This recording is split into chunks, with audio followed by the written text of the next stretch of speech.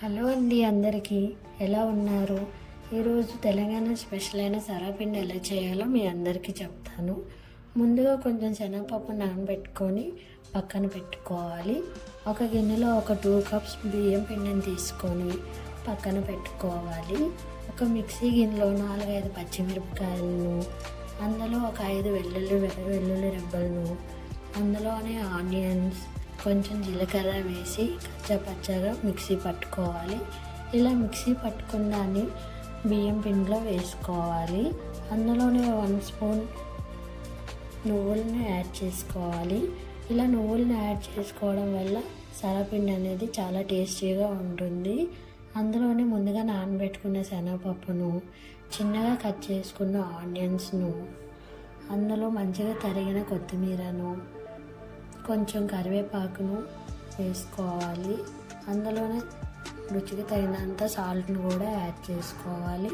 ఇలా యాడ్ చేసుకుని వీటన్నిటిని మంచిగా కలుపుకోవాలి. కొంచెం కొంచెంగా వాటర్ని యాడ్ చేసుకుంటూ కలుపుకోవాలి. అలా అయితే మంచిగా సాఫ్ట్గా ఉంటుంది. ఈ విధంగా కలుపుకొని పక్కన పెట్టుకోవాలి. ఒక వెడల్పాటి గిన్నెను తీసుకొని అందులో కొంచెం ఆయిల్ వేసుకోవాలి.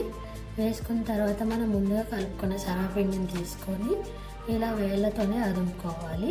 కొంచెం పలుచగానే అదుముకోవాలి. అలా అదుముకోవడం వల్ల క్రిస్పీగా వస్తుంది. ఎలా అదుముకోవాలో చూడండి.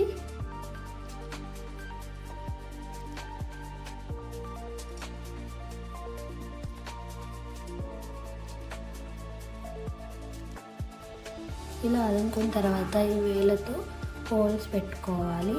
ఇలా హోల్స్ పెట్టుకున్న దాంట్లో ఆయిల్ వేసుకోవాలి. ఆయిల్ వేసుకునేటప్పుడు బాగా కుక్ అవుతుంది. ఇలా ఆయిల్ వేసుకోవడం వల్ల చాలా క్రిస్పీగా వస్తుంది. స్టవ్ వెలిగించుకొని సర్వపిండిని స్టవ్ పైన పెట్టుకొని పైన మూత పెట్టుకోవాలి. ఒక 6-8 నిమిషాల పాటు కుక్ చేసుకోవాలి సర్వపిండి. చూడండి, మనకు సర్వపిండి అనేది రెడీ అయిపోయింది. చాలా క్రిస్పీగా వచ్చింది. ఇట్లనే 1 సైడే కుక్ చేసుకోవాలి. అప్పుడే టేస్ట్ అనేది మనకు తెలుస్తుంది. Thank you for watching my video. Please subscribe my channel.